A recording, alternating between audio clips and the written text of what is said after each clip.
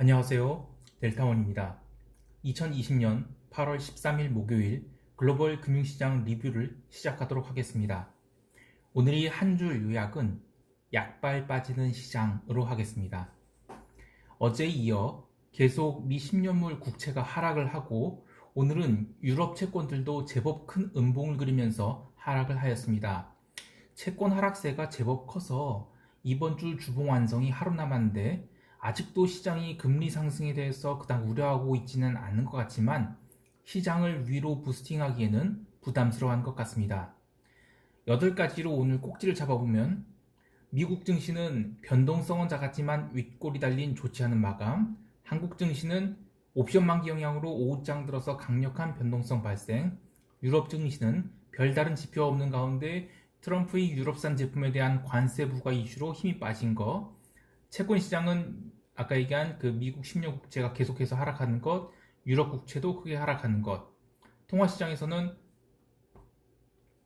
달러 인덱스가 하락을 했지만 이 종목별로 좀 방향성은 달랐다는 것, 그리고 페소가 상승하고 오지 달러와 위안화가 조정을 받은 것, 귀금속 시장에서는 금과 은이 지속적인 반등을 한 것, 원자재 시장에서는 구리가 급락으로 조정이 나온 것, 그리고 원유도 강력한 하락은 아니지만 힘이 없는 모습 정도를 보였고, 마지막으로 농산물은 의미 있는 매수세가 유입되는데 이것이 시진핑이 그 먹방 금지 방송 그 발언, 음식물을 아끼자라는 발언 때문에 올라온 것인지는 모르겠습니다만 어쨌든 농산물에 의미 있는 매수세가 유입돼서 관찰을 해야 된다라는 것을 말씀드리겠습니다.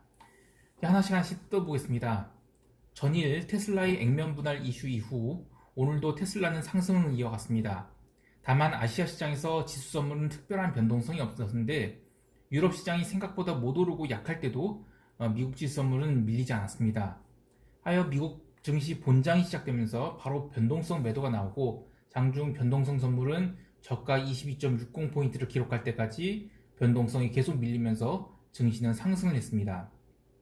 그러나 여전히 미스테리인 점이 있는데 최근 10년 동안 변동성이 지속적으로 하락을 거듭해서 이번 코로나 사태가 터지기 전에는 변동성 지수가 한 16포인트를 넘어야 조금 무슨 일이 터지지 않을까라고 걱정한 정도였지, 그 전에는 16포인트가 넘기 전에 보통 한 8에서 많으면 16포인트까지 정말 낮은 진폭을 이어갔는데, 그런 진폭이 일중 흐름을 감안한다면 지금 현재의 진폭이 과거 16포인트보다 낮았던 그런 한참 낮은 수치에서 보이는 장중 흐름을 보이고 있다는 점입니다. 그러니까 일중 진폭을 감안한다면 변동성 지수 선물은 굉장히 고평가되어 있는 것입니다. 조금 이야기가 깊이 들어간 거죠. 그런데 조금 더 얘기를 해보면 시장의 마켓메이커나 차익거래자들의 활동이 코로나 이전의 활동 수준을 회복하지 않았다는 것을 추측해 볼 수 있고, 또 옵션 시장에서는 스마일 현상이 아직도 과도하게 남아있다 라고 생각이 됩니다. 그래서 변동성 지수 선물 자체가 굉장히 높은 것인데 그것이 일중 진폭이 흐름과는 괴리를 보이고 있다 라고 할 수 있겠습니다. 어쨌든 오늘도 나스닥 지수는 본장 시작 후 장중 조정은 있었지만 1.34%까지 꾸준한 상승을 보였는데 점심시간에도 꾸준히 올라서 고점을 찍고는 그 다음부터 이제는 갑작스럽게 이유 없는 조정을 받기 시작했습니다. 장 후반 조정이 심할 때는 일중 상승폭을 거의 다 반납하기도 했는데 종가에는 그래도 0.6%가 상승으로 마감하면서 그래도 윗꼬리를 달리는 정도로 마감을 했는데 S&P 지수는 아랫꼬리와 윗꼬리를 모두 다 도지로 마감되었습니다. 그래서 이제는 이것이 추세 하락으로 바로 전환될 가능성은 낮지만 상승을 강하게 이어나가기에는 좀 쉬어감이 더 필요한 모습으로 마감됐다라고 할 수 있겠습니다.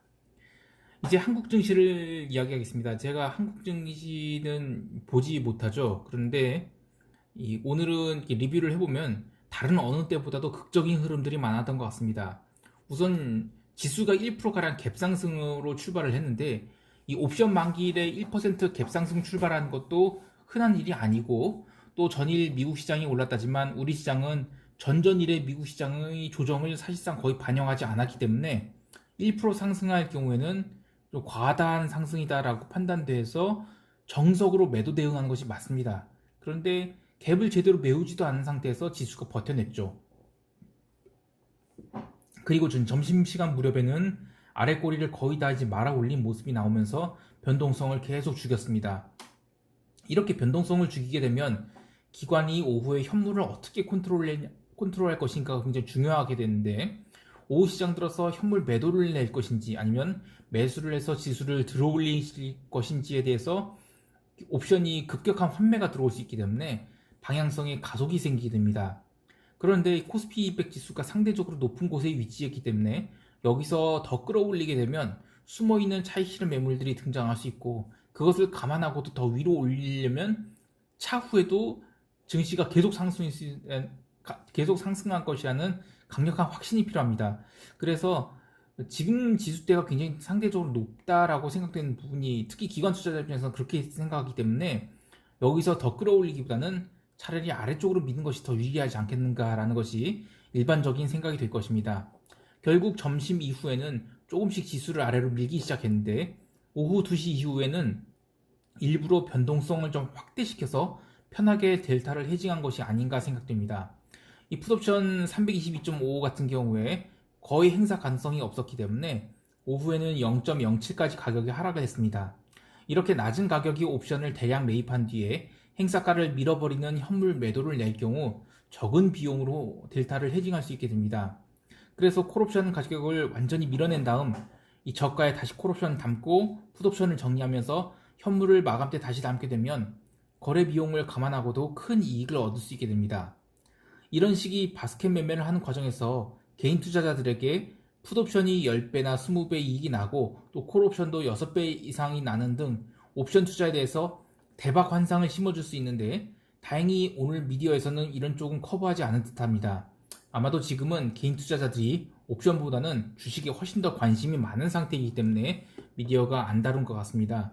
그런데 증시가 안 좋을 때는 이런 것들이 굉장히 큰 어떤 이야기거리가 되어서 오늘 옵션 시장에서 무슨 이런 일이 있었다. 그래서 이제 개인 투자자들에게 옵션 투자를 하게 되면 대박이 나올 수 있지 않을까라는 생각을 불러일으킬 수 있는데, 다행히 미디어에서 이런 걸 커버하지 않아서 좀 다행이라고 생각됩니다. 옛날 제가 이제 제도권이 있었을 때 이 시장 조성자를 하거나 이제 동적 통계 차익 거래를 할 경우에 이 옵션 시장에서 만기일에 얼마를 버는가 보면 뭐 규모마다 다르지만 많이 벌어야 한 뭐 10억 언더입니다. 평상시에는 뭐 1억 당연히 언더일 경우가 많고요.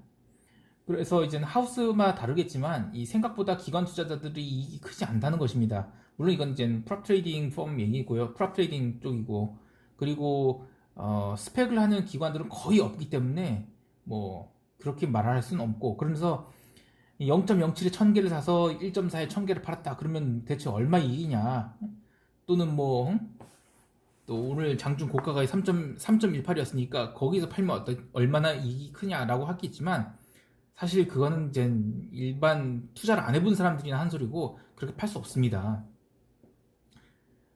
그리고 그렇게 투자하는 분들이 많지도 않을 뿐더러 그게 맞는 투자도 아니라고 생각됩니다. 문제는 이제 오늘 0.07의 풋옵션을 1000개든 10,000개든 산 사람들이 1.4가 됐든 3.18이 됐든 종가인 1.76에 팔았든 팔지 않았다고 할 경우에는 이 만기 결제액의 지수가 323.10으로 올라서 끝났죠. 그러면 이제 모두 다 휴지가 된 것입니다. 제가 이야기하고 싶은 것은 그런 것은 투자가 아니라 투기 정도도 아니고 완전 미친 도박이라는 것입니다. 그래서 이제 저는 개인 투자자들은 제발 이 한국의 옵션 시장에는 관심을 갖지 않았으면 좋겠습니다. 이제 다시 이제 시장 정리로 돌아와서 오늘 시장은 크게 이야기할 것이 없습니다. 유럽 증시가 좀 힘이 빠지면서 밀린 것도 중요하지만 미국 채권 시장에 비해서 채권 시장이 유럽 쪽이 더 크게 하락을 했습니다. 그래서 이런 게 좀 의미가 있었고, 또 채권 가격이 하락을 하면서도 유로화는 강세를 보였죠. 물론 이제 후반 들어서 이제 유로화가 약간 이제 밀리긴 했지만 전반적으로 오늘도 유로의 강세 기조가 이어졌습니다. 그런데도 채권이 하락을 했다는 것입니다. 그래서 이런 것들이 좀 미스테리고, 또 오늘 그 미국 장시작 1시간 전에 그 주간 실업 수당 청구 건수가 96만 건이 나왔는데, 이게 포캐스팅보다 잘 나왔지만 전주보다도 더 잘 나왔어요.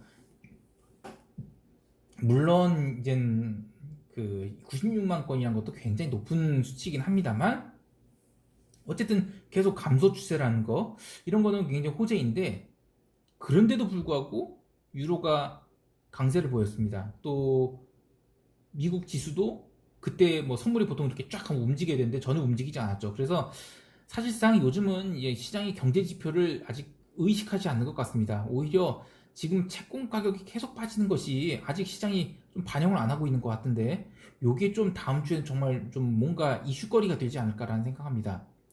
통화 시장에서는 페소만 강세를 보였고, 뭐 오지 달러 같은 경우에는 쉬었고, 오지나 키위는 쉬었는데 또 위안화도 약간 쉬었습니다.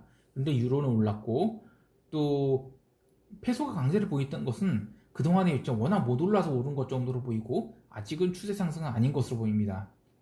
그 외에 금과 은이 어제 이어서 반등을 이어가는데, 금은 1.93% 올랐고 은은 7.85% 상승을 했죠. 그런데 이 은이 많이 오른 것 그 자체가 중요한 것이 아니라, 금은 지난 2주간의 하락을 다 깼다고 올라온 것입니다. 그래서 상승폭이 생각보다 적고, 그런데 은은 지난 1주간의 하락을 다 깼다고 올라온 것, 즉 뭐냐면 상대적으로 은은 지금 굉장히 강세라는 것입니다. 그렇기 때문에 반등 강도도 더 세다라고 해석할 수 있겠습니다. 구리는 장중 3%가 넘는 하락을 보여줬는데, 이 LME 세션이 시작되기 전에도 약간 힘이 빠지는 모습이었지만, 그러니까 런던 세션이 시작되면서 계속을 하락을 하다가 보통 한 2%쯤 빠지고 나면 이제는 커맥스 세션, 미국 세션에서는 반등할 수도 있는데, 거기서 더욱더 아래로 밀어서 3% 넘는 하락을 보이기도 했습니다. 이로써 주봉으로서 구리는 계속 윗골이 다니면서 음봉이 나왔죠. 그래서 어떻게 보면 다음 주에는 언더슈팅이 나올 수도 있습니다. 그래서 롱 포지션들은 좀 주의를 해야 되겠습니다. 원유는 어제 재고감소 발표에도 불구하고 오늘 또 밀렸는데, 이 하락폭 자체는 작지만 상승하려는 힘이 너무 약했다라는 점에서 좀 아쉽고, 다만 일봉상으로는 여전히 위로 갈 수 있는 여지를 열어둔지라 숏 방향으로 밀기보다는 아직은 조정 시 매수의 관점으로 대응하는 것이 좋아 보입니다. 시장을 총평하면 대충 다들 이제 위험 자산들에 대해서 목에 찼다라는 생각들을 하는 것 같습니다. 채권 가격이 연속적 하락이 가장 중요한 부분인데, 다음 주에는 뭔가 시장이 이것을 인식할 것으로 보이며, 이번 주에는 그냥 그간 달린 것들에 대해서 대강 고점들을 확인한다라는 정도로 마감될 것 같습니다.